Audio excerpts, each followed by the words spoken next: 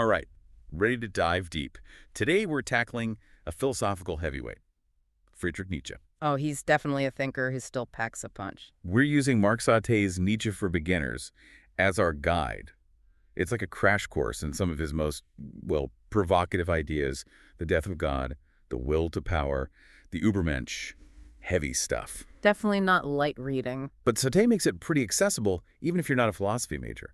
So no need to be intimidated. That's what's great about this book. It's a good entry point. Exactly.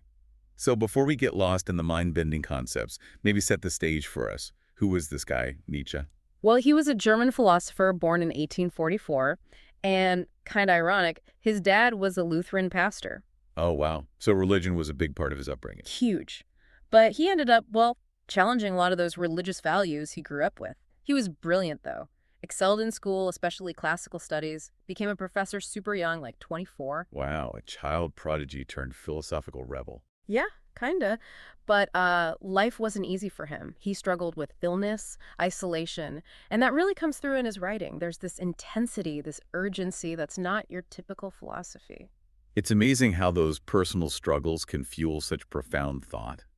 And his ideas, they didn't just stay in those dusty philosophy books, did they? Oh, not at all. Nietzsche's ideas have influenced, like, everything. Psychology, literature, art, culture. It's wild how relevant he still is over a century later. All right, let's jump into the deep end with one of his most famous and maybe misunderstood ideas, the death of God. Sounds pretty intense. Yeah, it's one of those phrases that gets thrown around a lot. What did he actually mean by it? Is it like a literal statement?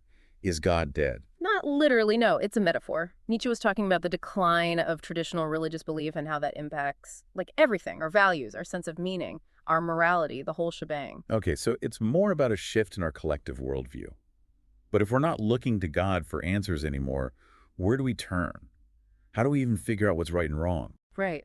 That's the big question. And Nietzsche saw this death of God as both a danger and an opportunity. The danger, nihilism, the belief that life is ultimately meaningless. But the opportunity, the chance to create our own values, to define meaning for ourselves in a world without those preset answers. So it's like we're being forced to grow up, philosophically speaking. Oh. No more relying on those old, comforting stories. Exactly. And this idea of creating our own values ties into another one of Nietzsche's key concepts, the difference between slave morality and master morality. Okay, I've heard about this, but I'll be honest, it always sounds a bit, well, harsh. How do these moralities connect to the whole death of God thing?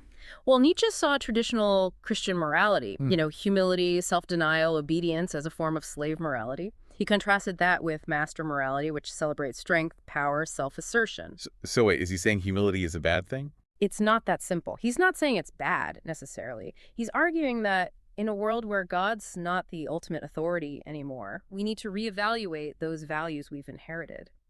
He saw slave morality as kind of rooted in resentment, a desire to control the strong. He's challenging us to strive for a self-determined morality, one that embraces our full potential.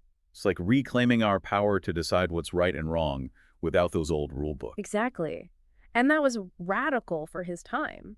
And that challenge leads us to another core concept, the will to power.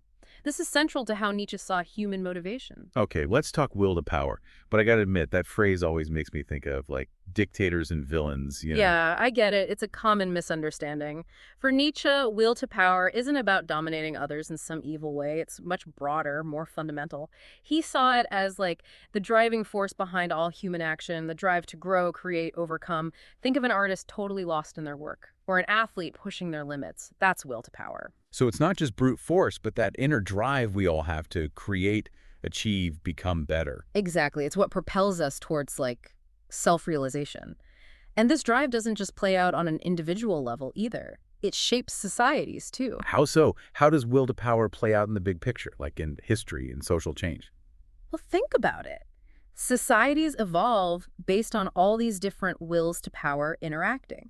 Political movements, cultural revolutions, even scientific discoveries, these can all be seen as expressions of that human drive pushing forward. So it's not just random events. There's this underlying force shaping everything. That's fascinating. It is. And remember, for Nietzsche, power isn't just about controlling others. It's also about self-mastery, about conquering your own limitations. It's about creativity, self-expression, growth. Which brings us to another juicy concept, The Übermensch. Okay, the Übermensch. Now, that's a word that definitely captures the imagination. I'll admit, I always pictured, like, Superman from the comics. Yeah, that image tends to stick. But Nietzsche's Übermensch isn't some comic book hero. It's more of a philosophical ideal, representing someone who transcends limitations, creates their own values, someone constantly striving to overcome weaknesses, live life on their own terms. They embody that self-overcoming spirit that's so central to Nietzsche. So it's less about conforming to expectations and more about forging your own path. Exactly, reaching your full potential, not settling for mediocrity or comfort. To illustrate this, Nietzsche contrasts the Übermensch with the last man, who's basically the opposite, content with comfort, conformity, a symbol of stagnation. So it's Übermensch versus last man, striving for greatness versus settling for the status quo. Exactly. Now, the idea of the Übermensch has been misinterpreted, especially by some political ideologies. Yeah, I've heard about that. It's important to clarify that Nietzsche wasn't advocating for, like, racial or social superiority. This isn't about some hierarchy of human beings. He was talking about individual potential, transcending limits. Absolutely. It's crucial to understand that. Individual empowerment, not oppression. Now, alongside all these concepts, there's this other intriguing idea, eternal recurrence. Eternal recurrence. That one kind of freaks me out. It sounds like we're literally repeating our lives over and over. Is that what he meant? Or is it more of a thought experiment? You're on the right track. Eternal recurrence is the idea that we might be destined to live our lives over and over, repeating every moment eternally. It's definitely meant to be a challenge. A way of really examining how we're living, our choices, our values. Imagine knowing you had to relive every choice, every triumph, every heartbreak again and again. Would you embrace it? Would you change anything? It definitely makes you think, am I living a life I'd actually want to repeat? Puts things in perspective. It does. And while it can seem scary, it can also be liberating. Encourages us to live authentically, make choices we can stand behind, even if we had to experience them 1,000 times over. So not fearing repetition, but living a life so full of meaning that you wouldn't mind hitting the replay button. Exactly. It's about finding that balance between embracing the present and making choices that align with our true selves. And, we've really just scratched the surface here. There's so much more to explore with Nietzsche, how these ideas have impacted other fields, why they're still so relevant in the 21st century. It's wild to think Nietzsche was kind of a lone wolf back in his day, but his ideas, they've had this ripple effect, reaching way beyond 19th century Germany. That's what's so fascinating. Why should we care what some philosopher from over a century ago thought? What does it have to do with our lives now? Well, it's almost like he anticipated some of the things we're grappling with today. Think about, like, identity. It's this huge thing now. It really is. Everyone's trying to figure out who they are, what they believe in. Right, and there's all this pressure, all these messages telling us who we should be, what we should think. It can be overwhelming. Totally. Feels like we're constantly being bombarded with these prepackaged identities. Yeah, exactly. And that's where Nietzsche comes in. His ideas about self-creation, self-overcoming, they feel incredibly relevant now, don't they? They do. It's like he's offering a way to navigate all that noise, to resist those imposed identities and, well, take control. Exactly. And this idea of self-creation, it goes beyond just like personal fulfillment. It impacts how we think about morality, too. Right. We talked about the death of God earlier. If we're not turning to religion for answers anymore, how do we even figure out what's right and wrong, especially in the world today, which feels so complex? It is complex, and it's easy to feel lost, like there's no solid ground. It can be paralyzing. Like everything's up for debate, and there's no easy answers. Right. But Nietzsche, he saw this as a challenge, but also, well, a huge opportunity. It's a chance to create our own values. So instead of clinging to those old rule books, we have to figure out our own moral compass. Exactly. It's about owning those choices, not just blindly following what we're told. I could see how that would be both exciting and kind of terrifying. Yeah. Lots of responsibility, but also freedom, right? It is. It's both. And this is where that will to power idea comes in again. Okay, I'm still trying to wrap my head around this will to power. Yeah. I gotta admit, I still picture, like, ruthless ambition. Yeah, that's the common image, but remember, Nietzsche meant something much deeper. It's not about that surface level stuff. It's about, like, the creative energy that drives us. Think about all the amazing things humans create. Art, technology, movements for change. So it's not just about, like, climbing the ladder or getting rich. It's about that urge to make a difference, to contribute something meaningful. Exactly. It's about recognizing that power isn't just control, but also creation, innovation, expression. I'm starting to get it. It's a different way of thinking about power, that's for sure. It is, and it's relevant to anyone who's trying to, make a mark on the world, whether it's through art, activism, or just living a life that reflects what they believe in. So will to power isn't necessarily a bad thing. It's how we use it that matters. Exactly. Now, there's this other concept that we've mentioned a few times that really messes with my head: eternal recurrence. Yeah, that one's intense. Does it really mean, like, we're living the same life over and over? Or is it more of a metaphor, a way of thinking about how we're living now? You're getting it. It's this thought experiment. What if you did have to live your life over and over, repeating every single moment? Would you change anything? How would that affect the choices you make today? It really makes you question if you're living in line with what you really value, like a cosmic wake-up call. Exactly. It pushes us to confront that. Are we living authentically? Are our actions reflecting the life we truly want? I love that. It's not about fearing repetition, but about living so fully, so intentionally, that you wouldn't mind hitting the replay button. Exactly. It's about finding that sweet spot, embracing the moment, and making choices that align with who we really are. That's powerful stuff. But let's be real. Nietzsche can be a tough read, even for, like, philosophy nerds. Oh, definitely. His writing can be dense, challenging. So how does this book, Nietzsche for Beginners, help us navigate all that? What does it offer to someone who's just starting out with Nietzsche? Well, like the title says, it's a great starting point, especially if you're intimidated by, heavy philosophical texts. So it breaks things down into bite-sized pieces. It does. It uses clear language, relatable examples. It's like having a friend who's like a Nietzsche expert guiding you through it all. It's like Nietzsche's greatest hits. Even if you've read some of his stuff, it can be helpful to have those core ideas explained in a way that's easy to grasp. Definitely. It's a good way to revisit those ideas, maybe gain some fresh insights. And is there anything specific you like about this book? Well, one thing I appreciate is that it doesn't shy away from the controversies around Nietzsche, how his work has been misused, misinterpreted. Right, like by certain political groups who kind of twisted his ideas to fit their own agenda. Yeah, exactly. It's important to be aware of that, to read Nietzsche with a critical eye. It's about engaging with his work thoughtfully, responsibly, not just cherry-picking the parts that fit a pre-existing narrative. Exactly. And that's what Nietzsche for Beginners encourages, reading Nietzsche on your own terms, coming to your own conclusions, seeing how those ideas can enrich your own life. It's about having that conversation with the ideas, not just passively absorbing them.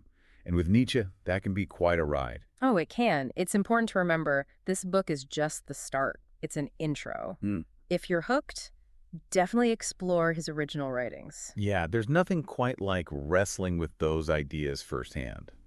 It can be tough, but so rewarding. It is. And don't be afraid to come back to Nietzsche for Beginners as you go. It's a good reference point. It's like having that cheat sheet to refer back to when you're tackling those big existential questions that Nietzsche throws at us. Exactly. And remember, there's no one right way to interpret Nietzsche. That's part of what makes him so fascinating. So many different readings, interpretations. It's an invitation to think for ourselves, question everything, create our own meaning in a world that can feel pretty meaningless sometimes. That's one of the most powerful things about Nietzsche. He pushes us to do that. And I think that's why he still resonates with people today, over a century after his death. His ideas, they're like an antidote to all the apathy, the cynicism, the feeling of being powerless that we often feel in this crazy, complex world. It's like he's saying, hey, don't give up. Don't settle. There's still so much potential out there in the world and in you. Exactly. That's a message worth holding on to. Now, before we move on, I want to leave you with something to think about. Remember, eternal recurrence. Yeah, the idea that we might live our lives over and over again. Still mind-blowing. I know, right? But think about it this way. What if you could change one thing about your life, knowing that change would be repeated infinitely? What would you change? And how would that impact all those future lives? Whoa, that's a deep one. It makes you think about choices, legacy, not just in this life, but in all potential lives. We might need some time to ponder that one. Take your time. There's no easy answer. It's more about reflecting on what really matters, how we want to live, knowing that every choice has, infinite consequences. I think Nietzsche would approve. Yeah. He was all about pushing us to think critically, to live deliberately. Absolutely. And that's why he's still so relevant. He reminds us that we're not just along for the ride, we're active participants in this whole life thing. We're co-creating our own destiny. Love that. So, to everyone listening, keep exploring Nietzsche. Pick up Nietzsche for beginners, read his actual writings, and most importantly, keep asking those big, tough questions that he raises. And remember, this is just the beginning. The world of philosophy is huge, and it's full of amazing things to discover. So keep those minds curious, keep exploring, keep those hearts open to new ideas. Wow, we've covered a lot of ground with Nietzsche. It's been quite a journey. He's definitely not a thinker you can just skim over. It's a lot to process, but in a good way. It's like he shakes things up, makes you question everything you thought you knew. That's the power of Nietzsche. He forces you to confront those big questions, the ones we often try to avoid. It's not always comfortable, but it's definitely thought-provoking. So as we wrap up this deep dive, how do we take all this heady philosophy and actually, apply it to our lives? It can feel pretty abstract sometimes. Right, it's not just about reading Nietzsche, it's about living Nietzsche.